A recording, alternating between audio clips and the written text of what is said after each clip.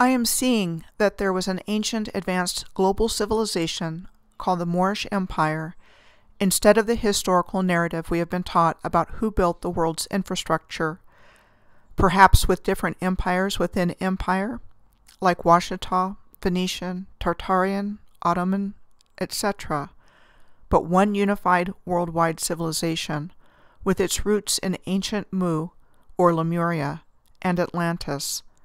My name is Michelle Gibson. Based on my research, I take very seriously the belief among many researchers that there was a relatively recent worldwide mudflood liquefaction event that wiped out an advanced civilization, and then there was a subsequent historical reset of the timeline by those responsible for the cataclysm. I do not believe the mudflood resulted from natural causes. The Washita Moors, M-U''-U-R-S, are an ancient people of North America living in the present day, and the recently deceased Washita Empress Verdiasi was presented a charter by the United Nations in 1993, recognizing the Washita as the oldest indigenous civilization on Earth.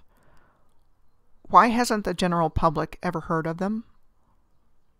Master Moorish masons of the ancient ones were the master builders of civilization, and their handiwork is all over the planet, from ancient to what would be considered relatively modern. The Moors were and are the custodians of the ancient Egyptian mysteries. All of their Moorish science symbolism was taken over by other groups claiming to be them, falsely claiming their works or piggybacking on their legacy, or given a darker meaning by association with certain things that were not the original meaning. Islam in its original form is about applied sacred geometry and universal laws. Islam is a word that means peace, and when Moors greet each other, they typically say Islam or peace in greeting. It was nothing like the weaponized form of radical Islam that is playing a divisive and destructive role in the world today and is not in accordance with humanity's best interests. Radical Islam and Sharia law is what was put in place by European Freemasonry and other secret groups to take down Western civilization. Just as Christianity was weaponized against the ancient civilization, including the creation of institutions like the Spanish Inquisition in 1478, and Catholic orders, including but not limited to the creation of the Jesuits by Pope Paul III in 1540, that included a special vow of obedience to the Pope in matters of mission direction and assignment. Like the destruction of the ancient civilization, this is another human and social engineering process that has nothing to do with benefiting humanity. Problem, reaction, solution. In this case, the destabilization of Western civilization by radical Islam is going to be restored to order by the New World Order. Or so they planned. I personally believe very soon we will be seeing high-level criminals being held accountable for their crimes, and I will continue to believe so. I do not believe they will get away with the multitude and magnitude of crimes against humanity that have been committed. In yet another example of the appropriation of Moorish symbolism, this is the Great Seal of the Moors on the left, and on the right, the symbol on the back of the United States $1 bill.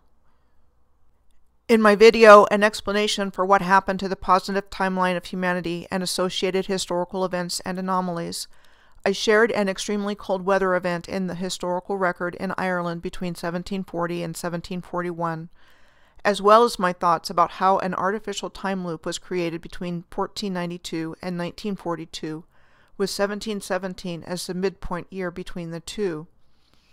More on the latter after the weather event in Ireland. First, on the extreme cold weather in Ireland, Irish historian David Dixon talks about this little-known event in his book, Arctic Ireland. I explored the idea that this event was related to the hijack of the original timeline, and that this was the point where a new timeline was pinned. The Irish population endured 21 months of bizarre weather without known precedent that defied conventional explanation. The cause is not known. Shortly after I learned about the cold weather event in Ireland, I was connected by someone to the mudflood community. I learned about the fantastic research that is being done by people looking at their own communities and other places around the world at strong evidence that there was a cataclysmic event involving a massive flood of mud as recently as 200 to 300 years ago. It is being called a reset event, and photographic evidence exists that buildings, canals, rail lines, tunnels, among other things, were purposefully dug out after the event to the point where they could be used. Over the years, I have filled my head with information about megaliths. Long before I became aware of what I am sharing, I learned about such places as the Sphinx in Egypt having been dug out,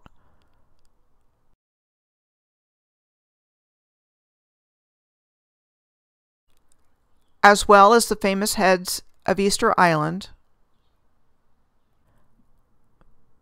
that were found to have bodies too. The explanation of a mud flood makes a lot of sense to me based on what I am finding and seeing. A sudden cataclysmic liquefaction event creating a flood of mud accounts for how a highly advanced worldwide civilization of giants could be wiped from the face of the earth and erased from our collective memory. This is an historic photo of St. Petersburg, Russia, of vastly smaller and hardly any people relative to the size of the city in the background and the foot in the foreground. We see the same relative emptiness and the contrast of the massive size of the architecture and the small size of the people in this historic photo of Paris. And this rather empty and rustic-looking photo with virtually no one in it, taken at the beginning of the 20th century, of the trilogy, 3 major buildings said to have been built in the mid to late 1800s in Athens, Greece.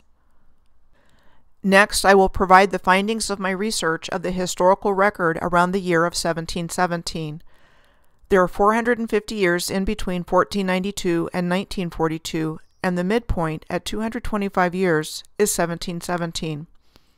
Based on what I found when I started looking at historical events from around 1717 to 1942, I believe the extremely cold weather event in Ireland was deliberately caused and is connected to the mud flood and the historical reset. In 1714, King George I of the German House of Hanover became King of Great Britain and Ireland. This marked the end of the rule of the House of Stuart, which originated in Scotland. On January 4, 1717, Great Britain, France, and the Dutch Republic signed the Triple Alliance in an attempt to maintain the Treaty of Utrecht, which was signed in April of 1713, in which, in order to become King of Spain, Philip had to renounce his concurrent claim to the French throne. This prevented the thrones of Spain and France from merging together and ultimately paved the way for the maritime, commercial, and financial supremacy of Great Britain. In February of 1717, James Francis Edward Stuart of the House of Stuart, called the Pretender, who at one time was claimant to the throne, left where he was living in France after the Triple Alliance was signed in January to seek exile with Pope Clement XI in Rome. Why he went specifically there I don't know, but he died in Rome in 1766. This is believed to be a portrait of James Francis Edward Stuart that was painted when he lived in France on the left, and the typical portrait of him on the right. On June 24, 1717, the premier Grand Lodge of England, the first Freemason Grand Lodge, was founded in London. I find it highly significant that this event shows up at the exact midpoint year between 1492 and 1942. And then on 7/17/1717, an interesting date from a numerological perspective, the premiere of Georg Friedrich Handel's water music took place for King George I on a barge on the River Thames. Eyes are now on Handel. In 1727, Georg Friedrich Handel, the German, becomes George Frederick Handel, a British citizen. Then I was guided through a psychic friend to look at Ireland in 1742 in my research, so I searched for it on the internet and only 2 things came up.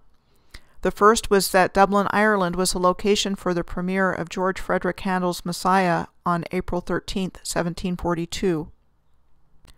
And the other thing that came up was the extraordinary cold weather event in Ireland between 1740 and 1741. So Handel's Messiah premieres in Dublin right after the extremely cold, lethal weather event? Who else shows up during this same time period? Well, in 1744, Mayer Rothschild was born in Frankfurt, Germany. He established his banking business there in the 1760s, which became the start of an international banking family. Then on February 6, 1748, Bavarian Illuminati founder Adam Weishaupt was born in Ingolstadt, Bavaria, Germany. He went to a Jesuit school at the age of 7 and was initiated into Freemasonry in 1777. In 1839, John D. Rockefeller Sr. was born in the United States, the progenitor of the wealthy Rockefeller family and considered to be the wealthiest American of all time. He founded the Standard Oil Company in 1870.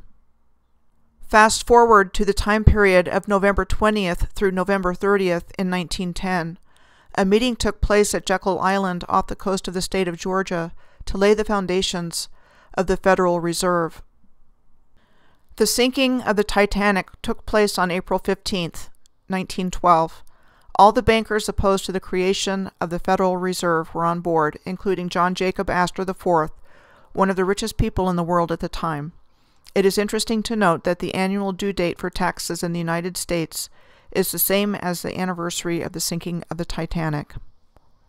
Then on December 23, 1913, the Federal Reserve Act passed Congress and was signed into law by President Woodrow Wilson. It created and established the Federal Reserve System and created the authority to issue Federal Reserve notes, commonly known as the United States dollar, as legal tender. On July 17, 1917, the reigning royal house of the United Kingdom and its Commonwealth, the House of Windsor, was founded after the death of Queen Victoria. It is also of German paternal descent. And there's that 17 numerology showing up again. World War II started on September 1, 1939, and ended on September 2 in 1945, exactly 6 years later. It is considered the deadliest conflict in human history.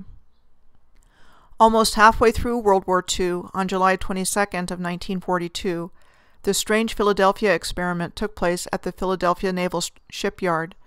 Did the USS Eldridge just become invisible? Or did it go somewhere else?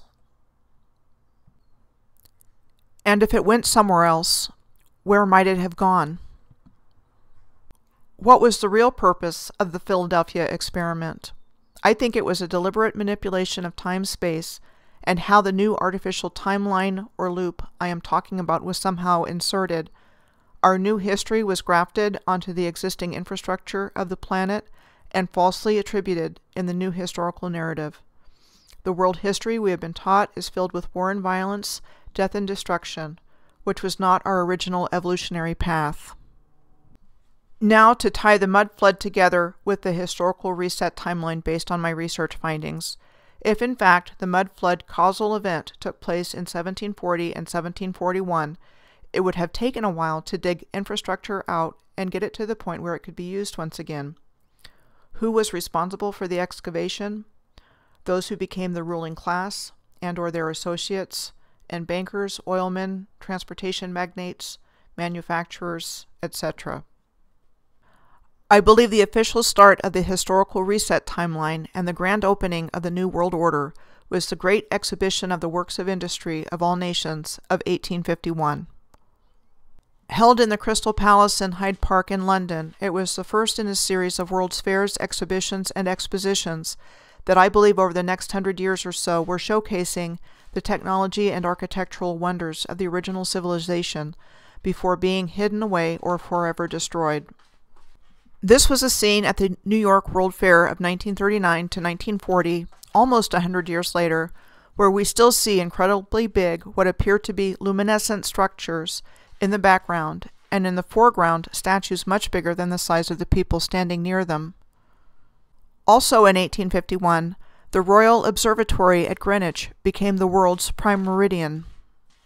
Prior to the time of moving it to Greenwich in England, the Great Pyramid of Giza in Egypt was the ancient prime meridian of the Earth.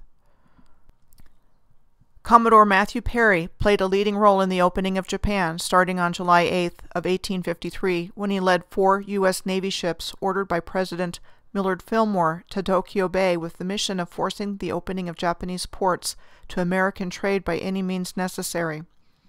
After threatening to burn Tokyo to the ground, he was allowed to land and deliver a letter with United States demands to the Tokugawa shogun, Ieyoshi. The shogun Ieyoshi died a short time after Perry's departure in July of 1853, leaving effective administration in the hands of the Council of Elders, though nominally to his sickly son, Aisada, who was the last Tokugawa shogun from 1853 to 1858.